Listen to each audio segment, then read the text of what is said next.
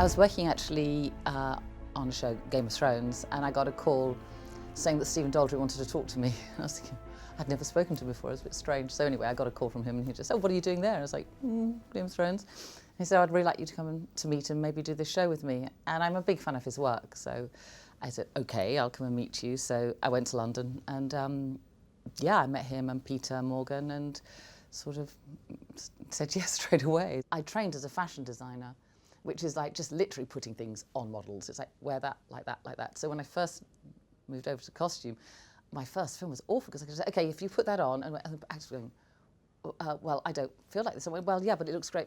I mean, it was awful. They were like horrified. This woman was coming and telling them what to wear. That's not how it works, really, I think. It's a collaboration, and you need to get their trust, and then they'll let you play, you know.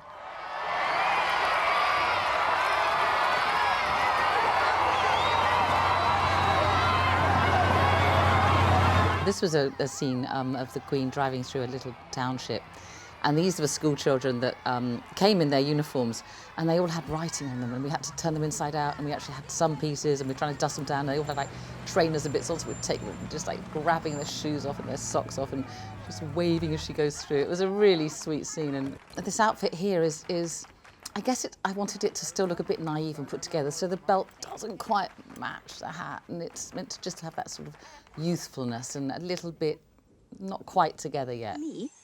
Thank you very much. Yeah.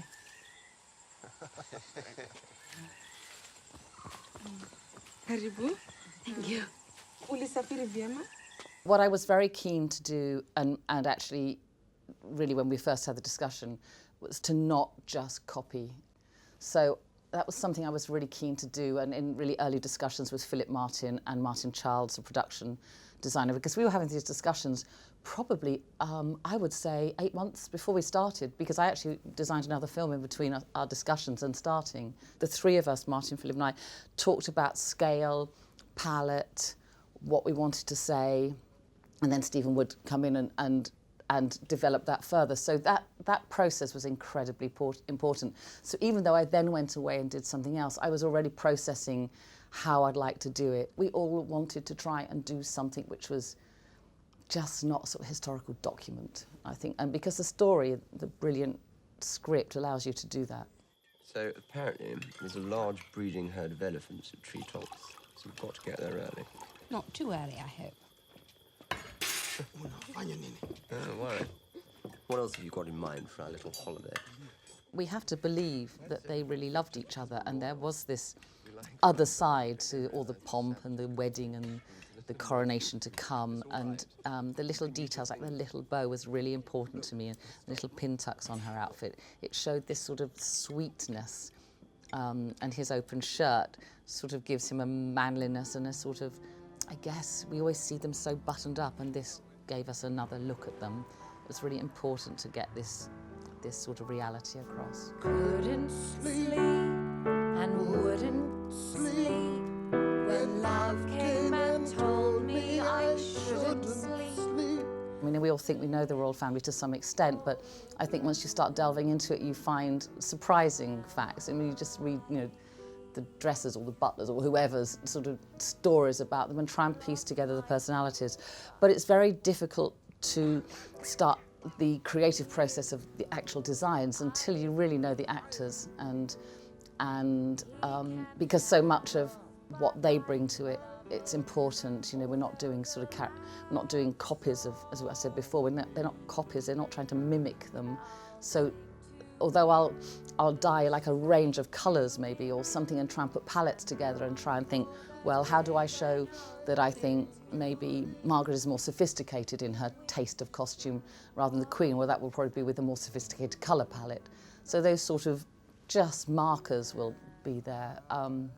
Look at suit cuts and, you know, Wallis Simpson, who I love, you know, love designing for.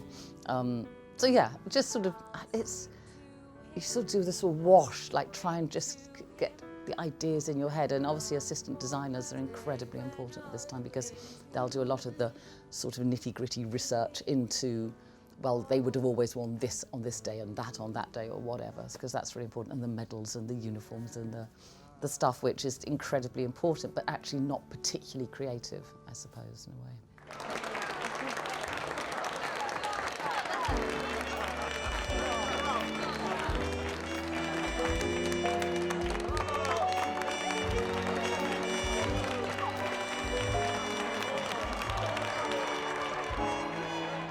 The reason I like working in film and TV is because it's a creative process with company. You know, I like people's opinions. I mean, I don't always agree with them and I'll sometimes fight them, but I like that sort of to and fro. I like someone saying something, you go, oh, that's brilliant, and sort of steering it. And that's why I say it's important with the actors as well. Once you start fitting with them, something happens and you go, oh gosh, actually now I see this works on you this way. Why don't we do this? And they go, oh God, this really makes me feel more like the character. So it's a development, and it's actually easier on a film to work closely with a director because there's one director. There's just not time sometimes to sort of go over each costume with each director. So at some stage you hopefully have their confidence and they do let you go to a certain extent. And I might say, I would really like her to change into this here because I think it says this.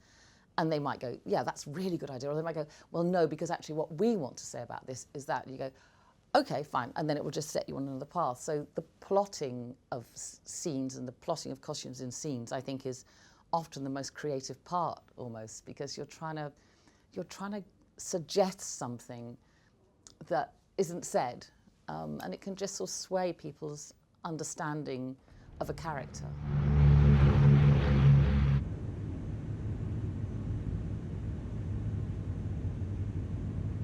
I love her looking out the window and just think and sort of coming to terms with what it's going to be like when she arrives. And then we cut to this sort of like sea of men in black.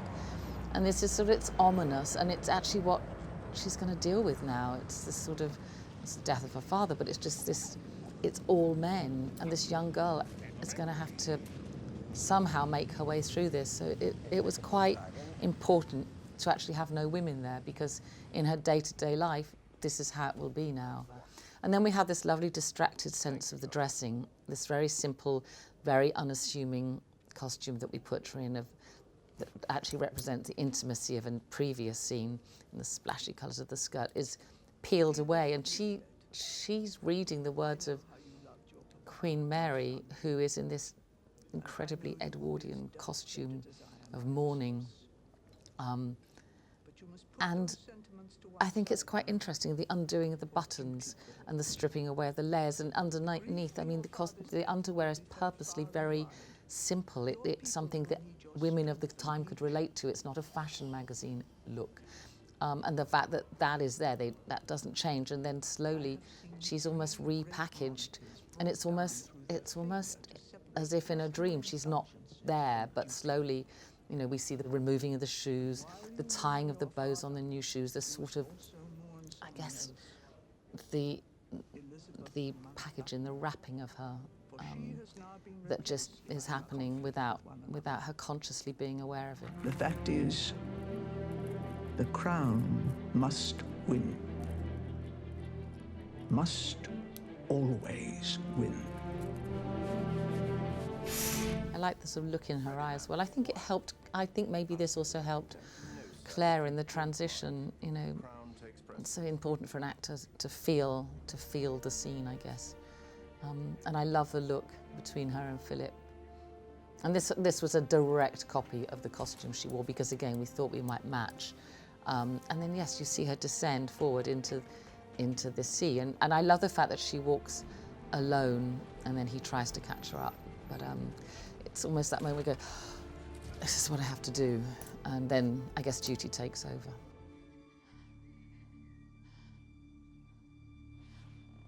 Now, I must leave the treasures of the past and turn to the future. Famous have been the reigns of our queens. Some of the greatest periods in our history have unfolded under their scepters. Queen Elizabeth II. I was trying to be as authentic as possible, as I say, on the big moments, like the coronation and the wedding. I mean, everything was really as well done, and the attention to detail was close as we could possibly make it, because that allows me then to put the Queen, Claire, in treetops in her husband's shirt.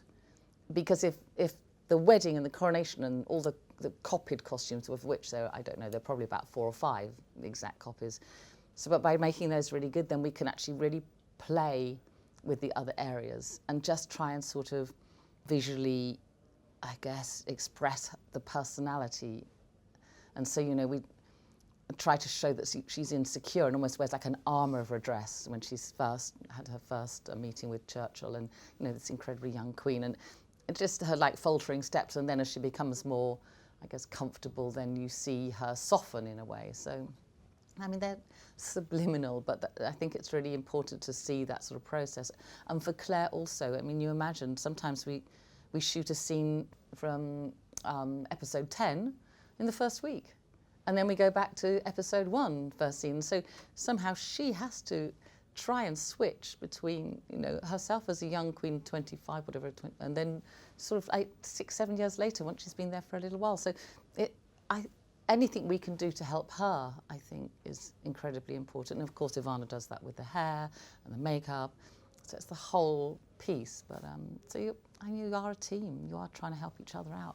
It was one of the most, I think I said at the time, friendly and supportive productions. And I think it was an incredibly difficult show. And had it not been such a friendly show, it would have been horrendous, I have to say.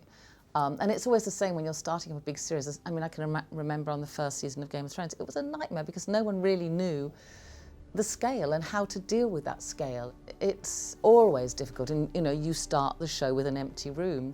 When you do season 2, you already have a room of things, even though the time has moved on.